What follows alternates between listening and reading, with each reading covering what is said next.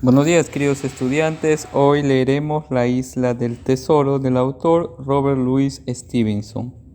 Ustedes deben ubicarse en el capítulo 1, página número 13. El viejo lobo de mar en el almirante Benbow. El noble caballero Trelawney, el doctor Livesey y algunos otros amigos míos me han rogado encarecidamente que pusiera por escrito todo lo ocurrido referente a la isla del tesoro, de principio a fin, sin omitir nada excepto la situación geográfica de la isla, ya que aún queda allí, bien escondida, una parte del tesoro. Cojo pues mi pluma en el año de gracia de 17 y vuelvo a la vista los recuerdos de mi infancia, a los años en que mi padre regentaba la posada, el almirante Benbow, y el curtido lobo de mar, con la cara cortada por un golpe de sable, vino a hospedarse bajo nuestro techo. Le recuerdo como si fuera ayer, llegando hasta nuestra puerta, seguido por alguien que arrastraba una carretilla con un cofre marino, alto, tremendamente fuerte y con la piel completamente curtida.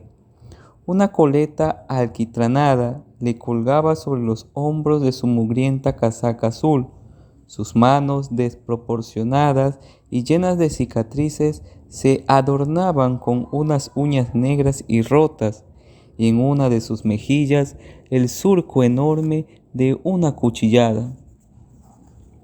Le recuerdo escudriñando alrededor de la ensenada, mientras silbaba, cuando de pronto comenzó a cantar aquella vieja canción que tantas veces habría de oírle cantar después.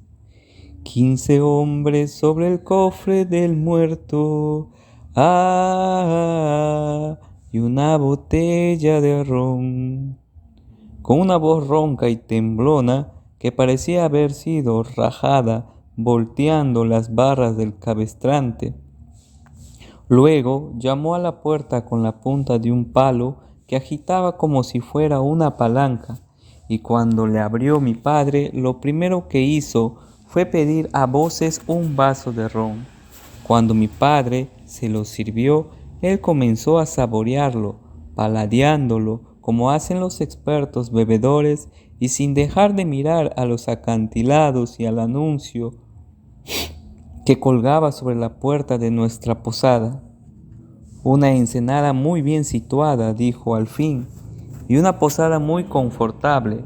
Mucha clientela, compadre.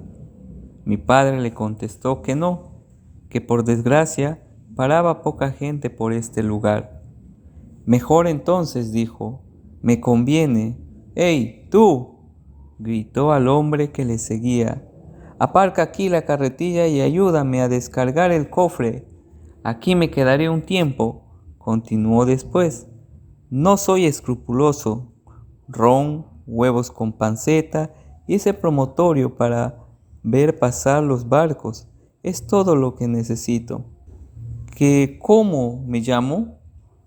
Podéis llamarme capitán. Ya entiendo. Ahí va. Y arrojó 3 o 4 monedas de oro encima del mostrador, mientras decía como si fuese un almirante dando órdenes.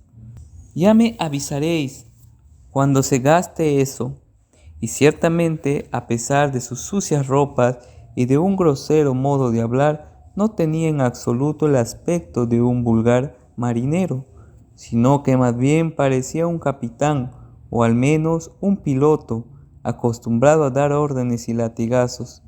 El mozo que le seguía con la carretilla nos contó que le había visto apearse esa mañana de la diligencia junto a Royal George, y que le había oído preguntar por alguna posada cerca a la costa, y que, como le habían dicho que la nuestra era una posada retirada y tranquila, la prefirió a las demás como refugio.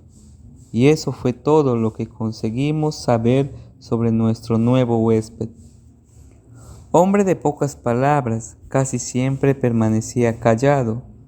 Se pasaba el día huroneando por la ensenada o subiendo al acantilado, con su catalejo de latón y al anochecer se sentaba en un rincón de la posada, al lado del fuego, y no paraba de beber ron con agua. La mayoría de las veces que alguien le hablaba, no se designaba a contestar. Levantaba desafiante la mirada y su nariz resoplaba como sirena de niebla. Así que, tanto nosotros como nuestros clientes habituales aprendimos pronto a dejarle en paz y no meternos con él. Cada tarde, al regresar de sus caminatas, nos preguntaba si habíamos visto a algún marinero pasando por la carretera. Al principio pensamos que no lo preguntaba porque sentía añoranza de algún colega del mar, pero luego nos dimos cuenta de que, en realidad, lo que pretendía era evitarlos.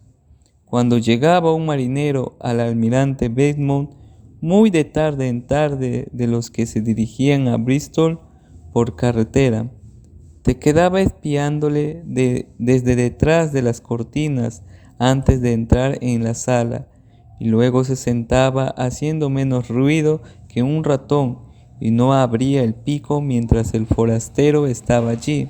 ¿Por qué? Para mí no era ningún secreto, pues yo vine a ser como su ayudante.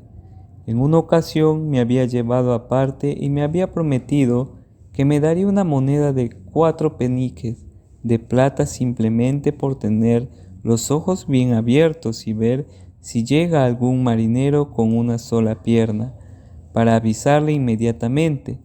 En más de una ocasión, al llegar el primer día del mes y pedirle yo mi paga, me miraba de arriba abajo, bufando y resoplando, y yo no me atrevía a insistir, pero luego se lo pensaba mejor y antes de una semana ya había vuelto a pagarme y a recordarme su encargo de estar atento al marinero con una sola pierna. No hace falta decir cómo ese misterioso personaje se me aparecía de noche en mis pesadillas, las noches de tormenta, cuando el viento bramaba por las 4 esquinas de la casa y la marejada golpeaba la ensenada y salpicaba los acantilados. Le veía de 1000 maneras y con las más terroríficas expresiones, unas veces con la pierna cortada a la altura de la rodilla, otras por la cadera. A veces era un ser deforme que solo tenía una pierna saliéndole del centro de su cuerpo.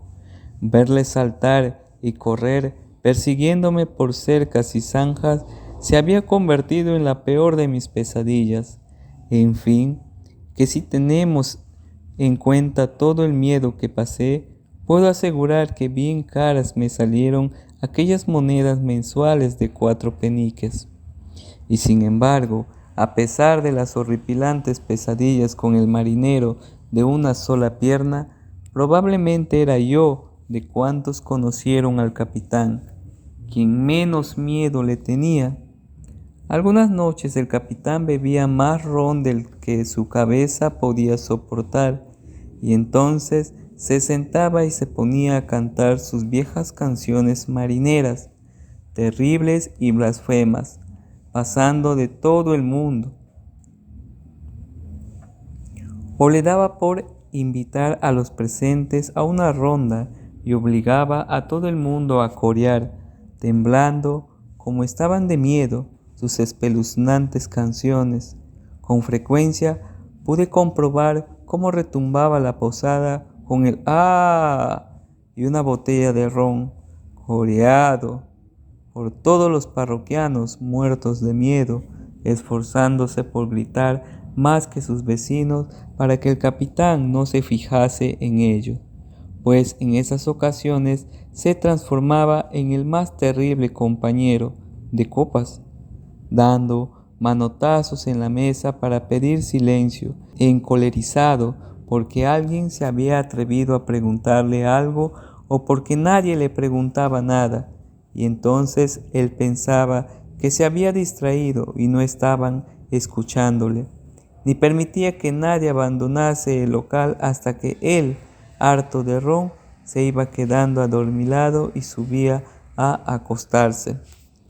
Pero eran sus historias lo que más miedo daba a la gente, auténticos relatos de terror acerca de ahorcados, de paseos por la tabla, de tormentas en alta mar, de la isla de las tortugas y de las salvajes aventuras y espeluznantes parajes de Hispanoamérica. Por lo que contaba, debió haber pasado su vida mezclado con gentes de la peor calaña, y el lenguaje que usaba escandalizaba a la gente sencilla de nuestro pueblo, y les causaba tanto terror como los crímenes que relataba. Mi padre siempre andaba diciendo que nos iba a arruinar, que la clientela dejaría de venir, pues a nadie le gustaba ser tiranizado, ni irse a dormir castañeteando los dientes de miedo, cuando mi pobre padre estaba ya pachucho. Casi en las últimas, el doctor Livesey había venido una tarde a ver al paciente y después de cenar algo que le sirvió mi madre, se fue al salón a fumar una pipa mientras le traían un caballo de la aldea, ya que nosotros no teníamos establo en el viejo Bedmo. Yo me fui tras él y recuerdo cómo me impresionó el contraste que hacía, tan limpio y elegante, con su peluca empolvada, blanca como la nieve, sus brillantes ojos negros y con sus exquisitos modales frente a aquellos campesinos rudos, y sobre todo frente a nuestro pirata, aquel repugnante y asqueroso espantapájaros empapado de ron y tumbado de bruces sobre la mesa.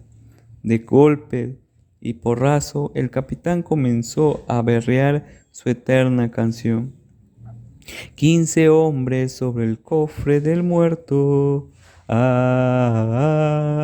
y una botella de ron. La bebida y el diablo hicieron el resto,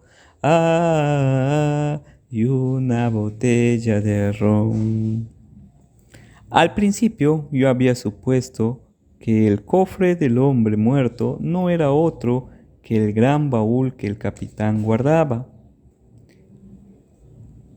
Al principio yo había supuesto que el cofre del hombre muerto no era otro que el gran baúl que el capitán guardaba en su habitación, y su imagen aparecía en mis pesadillas, mezclada con la del marinero de una sola pierna.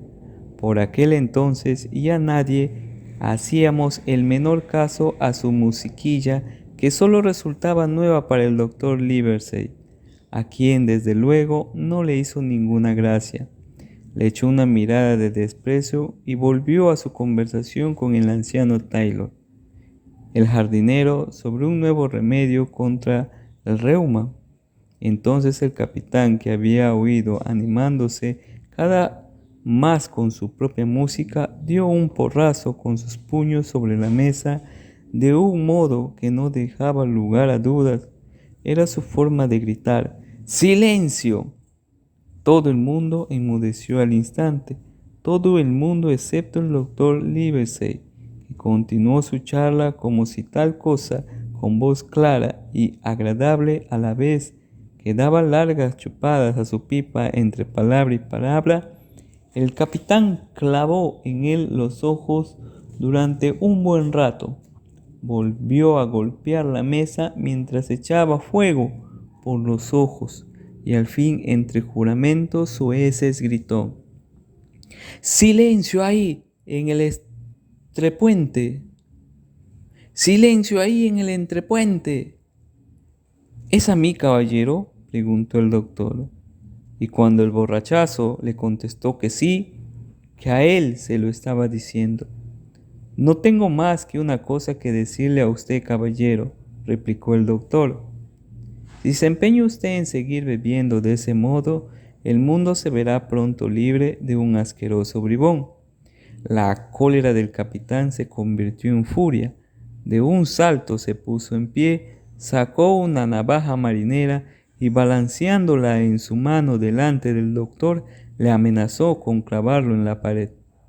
El doctor ni siquiera se inmutó, continuó hablándole con la tranquilidad de siempre, mirándole por encima del hombro y elevando un poco el tono para que le oyera bien en toda la sala. Si no guarda usted navaja en el bolsillo, Si no guarda usted esa navaja en el bolsillo inmediatamente, prometo por mi honor, me haré que os ahorquen en cuanto se reúnan el tribunal del condado. Los dos quedaron mirándose fijamente desafiantes, pero el capitán se doblegó pronto, recogió su arma y volvió a sentarse gruñendo como un perro al que han dado una paliza. Y en adelante, caballero, continuó el doctor, puesto que ya sé qué tipo de gentuza es usted, puede estar seguro de que estaré observándole día y noche, porque no solo soy médico, también soy magistrado. Y en cuanto llegue a mis oídos la más mínima queja de usted, aunque sea simplemente por comportarse tan groseramente como esta noche, no descansaré hasta que le hayan detenido y le destierren de aquí. Se acabó. No tardaron en traer el caballo del doctor y éste montó y se fue. El capitán se estuvo calladito el resto de la noche y bastantes de las noches siguientes. Muy bien, queridos estudiantes, hemos dado lectura al capítulo 1. Ustedes en esta oportunidad van a continuar la lectura del capítulo 2. Capítulo 2 y capítulo 3, ¿ok? Hasta el capítulo 3. Entonces, ¿qué es lo que van a hacer? Van a leer el capítulo 2 y van a leer el capítulo 3. Después van a hacer un breve resumen de estos 3 capítulos. Un resumen de los 3 capítulos que han leído. ¿Ok? Además van a extraer los personajes que participan en el capítulo 1. Solamente los personajes que participan en el capítulo 1 van a responder dónde se desarrolla o en qué lugar se desarrollan los hechos. ¿Ok? ¿Dónde se desarrollan los hechos? Muy bien, eso sería la actividad solamente, queridos estudiantes. Cualquier duda pueden comunicarse conmigo para poder responder sus interrogantes. La tarea terminada debe ser enviada al CIEWeb. Que tengan un buen día. Nos vemos la próxima clase. Sin embargo, yo creo que su estancia nos resultó provechosa. La gente se asustaba en el momento, pero luego parecían divertirse recordándolo y comentándolo. Al fin y al cabo, era la única novedad que había en nuestro pueblo alejado del mundo. Incluso hubo alguien entre los más jóvenes que mostraban admiración por él y le llamaban auténtico lobo del mar, viejo tiburón y motes por el estilo, asegurando que hombres como el capitán eran los que habían hecho de Inglaterra una potencia en el mar. Muy bien, queridos estudiantes, está muy interesante la lectura. Continuamos leyendo. Lo cierto es que, de algún modo, nos llevaba a la ruina, pues allí seguía hospedado semanas tras semana y mes tras mes. A pesar de que ya había gastado el dinero que nos adelantó, mi padre nunca encontraba el momento ni el valor necesario para pedirle más. Si por casualidad se lo mencionaba, el capitán resoplaba por la nariz con tal fuerza que parecía una bestia salvaje, rugiendo, y mi padre salía de la habitación reculando. En más de una ocasión vi a mi padre retorcerse las manos tras una de estas escenas, y estoy seguro de que estos disgustos y el miedo con el que vivía fueron la causa de que se acelerase su temprana y desgraciada muerte. Jamás en el tiempo que vivió con nosotros se mudó el capitán de ropa, a no ser por unas medias que compró a un buhonero. Un día se le descosió un ala del sombrero y desde entonces la dejó colgado a pesar de que era un incordio sobre todos los días de su mucho viento. Nunca olvidaré la pinta de su casaca que él mismo se remendaba arriba en su habitación y que al final era todo remedios. Jamás escribió ni recibió carta alguna, y jamás se le vio hablar con nadie, excepto con nuestros vecinos, y eso solo cuando estaba con una cuba de ron. Y por supuesto, ninguno de nosotros llegó a ver jamás su enorme cofre abierto. Solo en una ocasión se atrevió a alguien a plantearle cara. Fue hacia el final de su estancia,